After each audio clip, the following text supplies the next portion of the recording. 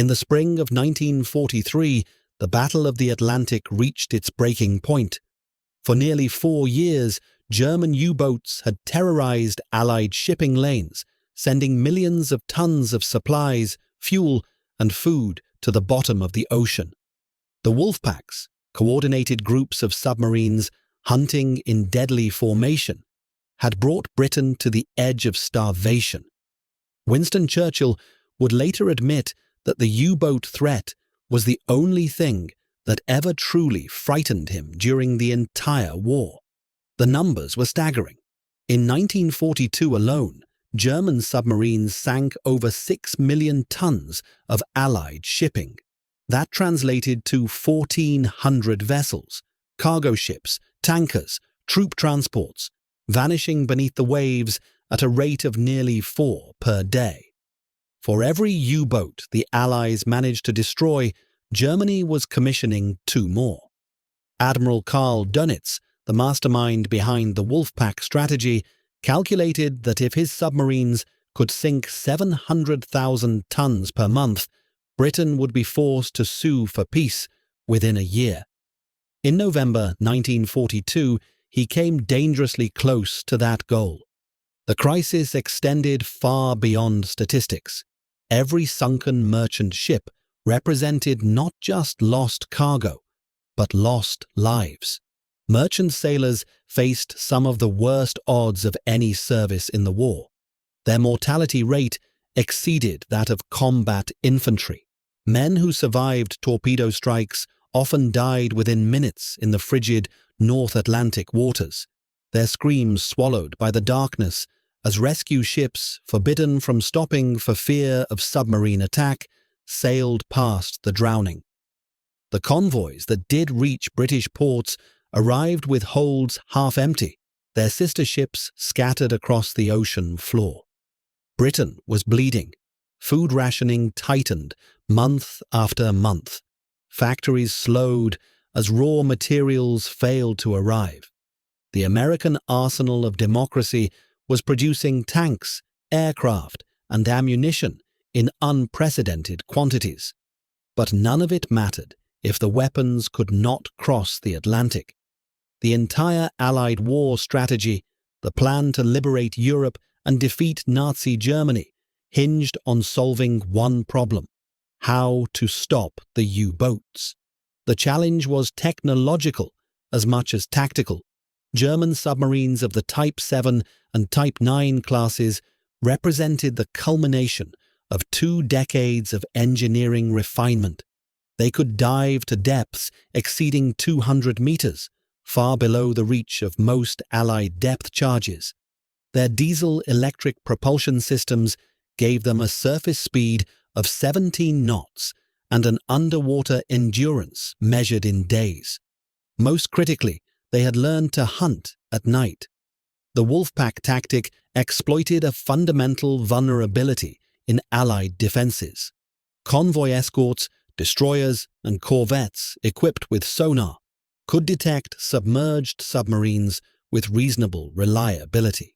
The sound waves of ASDIC, as the British called their sonar system, painted an acoustic picture of anything lurking beneath the surface. But ASDIC had a fatal flaw. It only worked against submerged targets. A U-boat running on the surface, its low silhouette nearly invisible against the dark horizon, produced no sonar signature whatsoever. Dönitz understood this weakness perfectly. His standing orders instructed U-boat commanders to approach convoys on the surface at night, slipping between the escort screen like wolves through a gap in the fence. Once inside the convoy formation, they would fire spreads of torpedoes at point-blank range, then dive deep and escape in the chaos. By the time the escorts realized what was happening, the damage was done. Ships would be burning, men would be dying, and the submarine would be gone. The Allies tried everything. They increased the number of escort vessels, stretched their naval resources to the breaking point, and developed new depth charge patterns designed to bracket a diving submarine.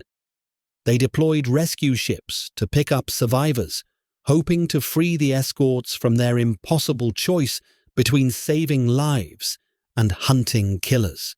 They organized support groups, fast hunter-killer teams that could reinforce threatened convoys. None of it was enough. The U-boats adapted, shifted their patrol areas, concentrated their forces against the weakest points. The gap in mid-Atlantic, beyond the range of land-based aircraft, became a killing ground the sailors called Black Pit. The solution, when it finally came, was not a single weapon, but a convergence of technologies that transformed the nature of the battle almost overnight. 3 innovations, developed independently and deployed simultaneously in the spring of 1943, combined to create what German submariners would later call the catastrophe. The first was centimetric radar. Earlier radar sets, operating on longer wavelengths, were bulky, unreliable, and easily detected by German receivers.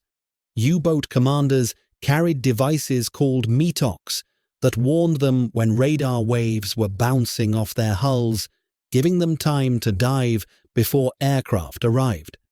But the new cavity magnetron technology, a British invention shared with America, produced radar sets operating on a wavelength of just 10 centimeters. These could detect the small radar cross-section of a surfaced submarine from miles away, and the Germans had no receiver capable of picking up the signal.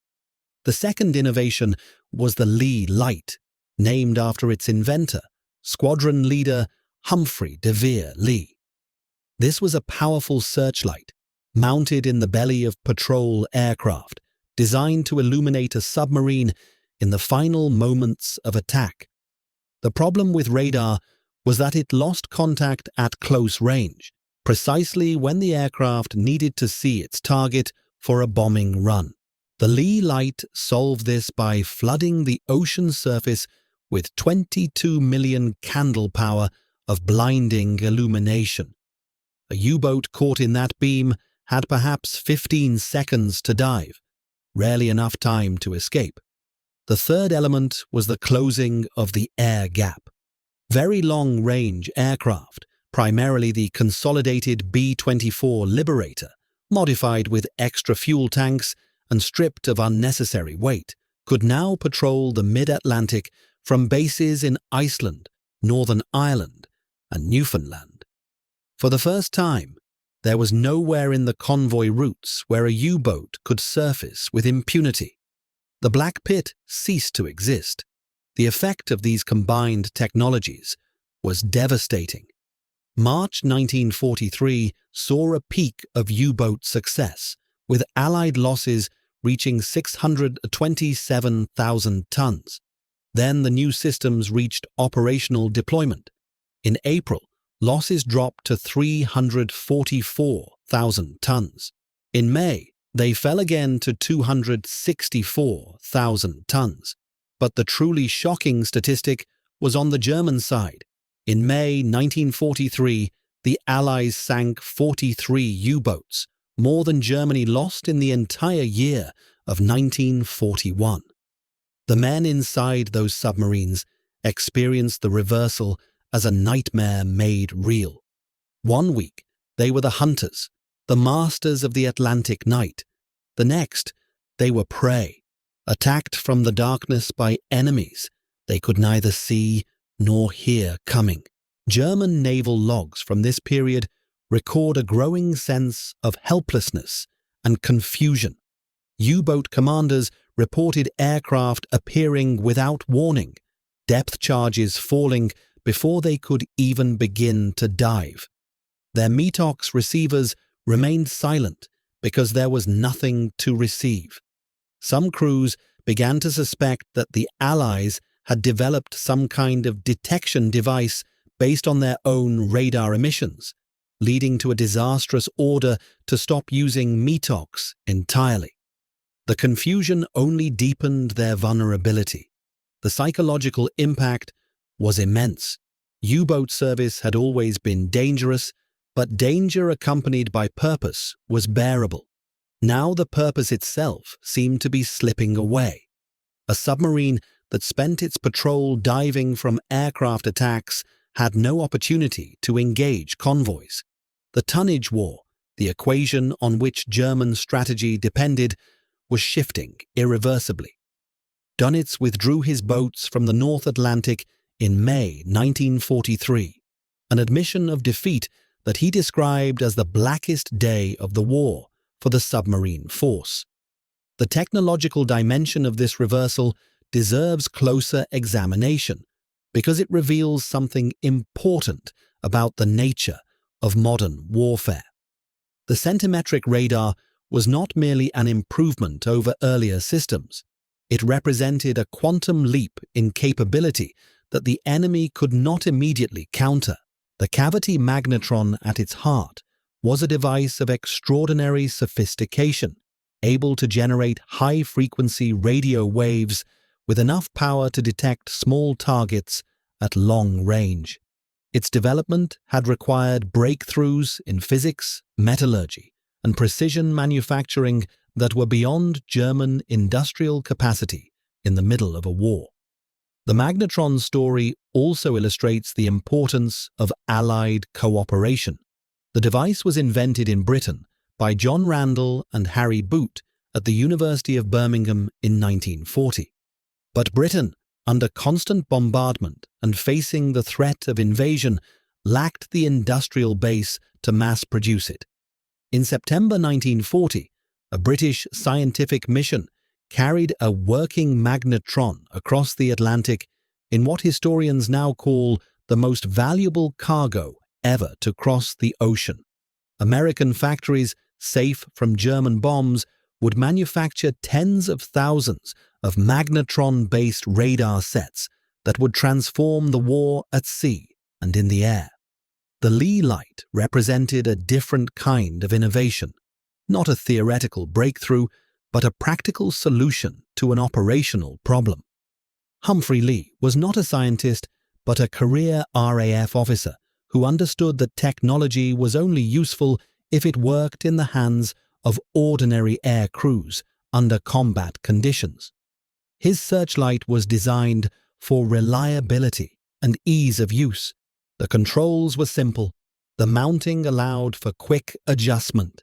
The power source was independent of the aircraft's electrical system. These seemed like minor details, but they meant the difference between equipment that worked in theory and equipment that worked in the chaos of a night attack over hostile waters.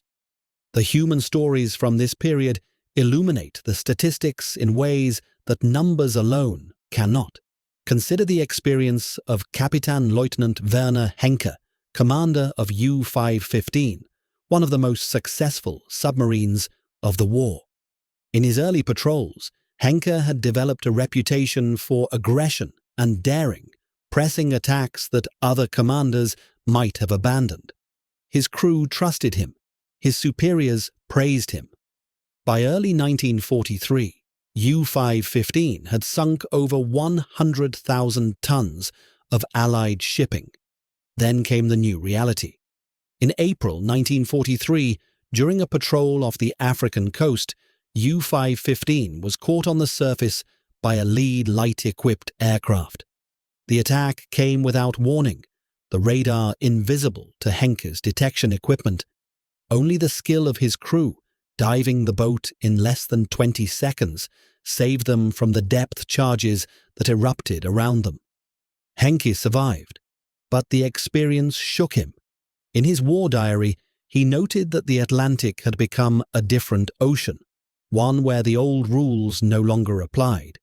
U-515 would eventually meet its end in April 1944, caught by an American hunter-killer group built around the escort carrier USS Guadalcanal.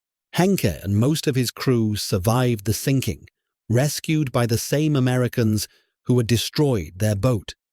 He would spend the rest of the war as a prisoner, watching from captivity as Germany's defeat became inevitable. Years later, historians studying his logs would find evidence of a man gradually coming to terms with the reality that technology had shifted the balance of power beyond his ability to compensate. The Royal Air Force Coastal Command, the organization responsible for anti-submarine air patrols, underwent a transformation during this period. Before the deployment of centimetric radar and Lee lights, Coastal Command aircraft rarely sank U-boats. Their patrols were largely exercises in deterrence, forcing submarines to dive and thus limiting their mobility. After the new equipment arrived, sinkings increased by an order of magnitude. Aircraft became genuine killers, not merely obstacles. The crews who flew these missions, often in appalling weather conditions over featureless ocean, developed new tactics and new confidence. They learned to interpret radar returns, to time their ley light illumination for maximum effect, to drop depth charges in patterns that gave the submarine no room to escape. The German response to this crisis was predictable but inadequate. Engineers rushed to develop new radar detection equipment capable of finding the centimetric signals. The result was the Naxos receiver, which began reaching U-boats in late 1943. But Naxos was bulky, unreliable, and often detected signals only when the aircraft was already in its attack run. It was a technological band-aid applied to a strategic wound. The Allies, meanwhile, continued to refine their systems, improving radar resolution, developing homing torpedoes that could be dropped from aircraft, deploying expendable sonar buoys that allowed patrol planes to track submerged submarines. The schnorkel, a breathing tube that allowed U-boats to run their diesel engines while submerged, offered a more promising countermeasure. With a schnorkel, a submarine could recharge its batteries without fully surfacing, presenting only a tiny target to radar. Dönitz ordered a crash program to retrofit the existing fleet and incorporate schnorkels into all new construction. But the device came with serious drawbacks. Schnorkel operations were slow, uncomfortable, and navigationally challenging. The diesel exhaust could backdraft into the boat if the head valve malfunctioned, filling compartments with carbon monoxide. Most importantly, a schnorkeling submarine was essentially deaf, its hydrophones useless against the noise of its own engines. It could neither hunt convoys nor detect approaching threats with any reliability. The strategic implications of the May 1943 crisis extended far beyond the immediate tactical situation. Dönitz had staked Germany's Atlantic strategy on the tonnage equation, the calculation that sinking Allied ships faster than they could be built would eventually strangle Britain into submission. The equation had two variables: German sinking capacity and Allied shipbuilding capacity. In early 1943, both variables shifted against Germany simultaneously. American shipyards, operating with mass production techniques borrowed from the automobile industry, were turning out Liberty ships at a rate that defied pre-war imagination. Henry Kaiser's Richmond, California facility could assemble a complete vessel in less than 2 weeks. The record, set as a publicity stunt but indicative of the system's potential, was 4 days, 15 hours, and 30 minutes from keel laying to launch. By the end of the war, American yards would produce over 2,700 Liberty ships alone, along with thousands of other vessels. The Allies were no longer trying to match German sinking rates. They were burying Germany under an avalanche of hulls. At the same time, the new anti-submarine technologies were driving up U-boat losses to unsustainable levels. A submarine required approximately 18 months to build, from keel laying to combat readiness. It required an additional year or more to train a crew to operational proficiency. When Dönitz lost 43 boats in a single month, he lost not just the submarines themselves, but the experienced crews that made the wolfpack tactics possible. Replacement crews, rushed through abbreviated training programs, lacked the skills and instincts that had made their predecessors effective. The quality of the U-boat force declined, even as its quantity struggled to keep pace with losses. The figures tell the story with brutal clarity. In March 1943, U-boats sank 108 Allied ships, totaling 627,000 tons, while losing 15 submarines. The exchange ratio, measured in tons sunk per submarine lost, was approximately 42,000 tons. By May, U-boats sank 50 ships, totaling 264,000 tons, while losing 43 submarines. The exchange ratio had collapsed to 6,000 tons per submarine lost, a factor of 7 deterioration in just 2 months. At these rates, the U-boat campaign was not just failing. It was actively counterproductive, consuming German resources faster than it could damage the Allied war effort. Churchill recognized the significance immediately. In a memorandum to his war cabinet, he described the May results as a decisive turning point, comparable to the great land battles that would follow. The crisis that had haunted him for 4 years was not yet over. U-boats would continue to operate until the final days of the war. But the outcome was no longer in doubt. The Allies could now plan their invasion of Europe confident that the supply lines would hold. The vast accumulation of men and materiel that would be needed for D-Day could cross the Atlantic with acceptable losses. The war would continue, but it would continue on Allied terms. The German High Command was slower to accept reality. Dönitz, promoted to Grand Admiral after the death of Raeder, continued to advocate for the submarine campaign even as its effectiveness dwindled. He pinned his hopes on new submarine types. The revolutionary Type 21, with its streamlined hull and vastly increased underwater speed, the even more advanced Type 23 for coastal operations. But these designs were still in development when the tide turned, and they would never deploy in numbers sufficient to alter the strategic balance. The Type 21, in particular, represented what the U-boat force might have been: a true submarine, capable of operating underwater for extended periods, rather than a submersible torpedo boat that spent most of its time on the surface. Had it been available in 1942, the Battle of the Atlantic might have ended very differently. But it was not available, and history does not award points for potential. The veterans of the U-boat force, those who survived the catastrophe of 1943 and the grinding attrition that followed, would carry the memory of that reversal for the rest of their lives. In post-war interviews and memoirs, they spoke of the change with a mixture of bewilderment and respect. One moment they had been winning, the next they were dying. The technology that defeated them seemed almost magical.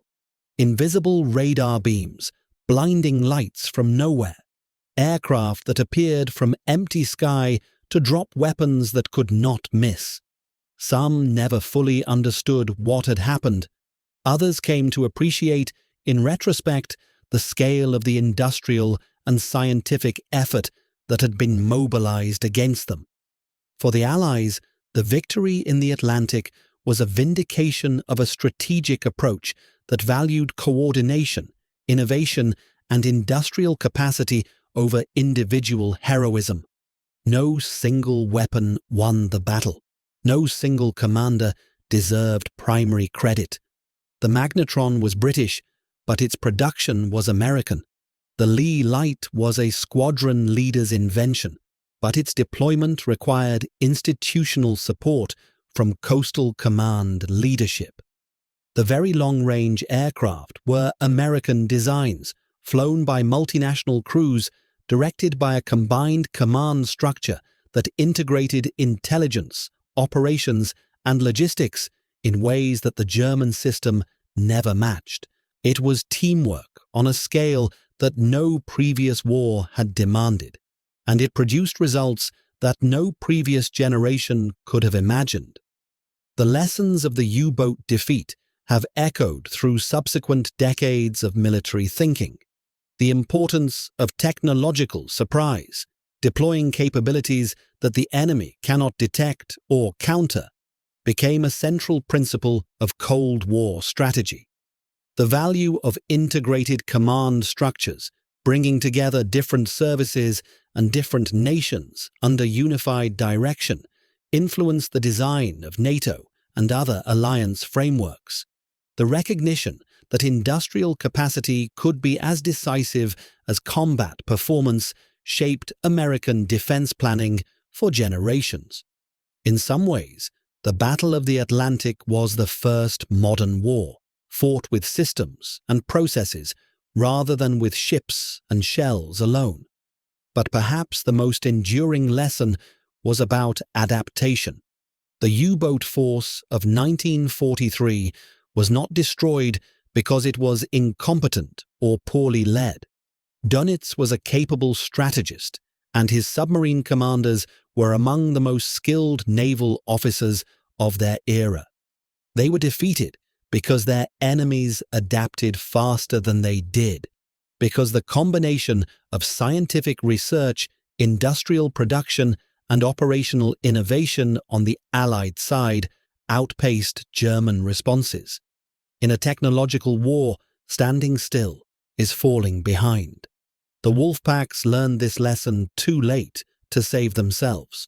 The ocean floor of the North Atlantic today is littered with the remains of that struggle. Hundreds of U-boats lie scattered across the shipping lanes, most of them in depths too great for conventional diving. Their pressure hulls have long since collapsed, crushed by the weight of miles of water above them.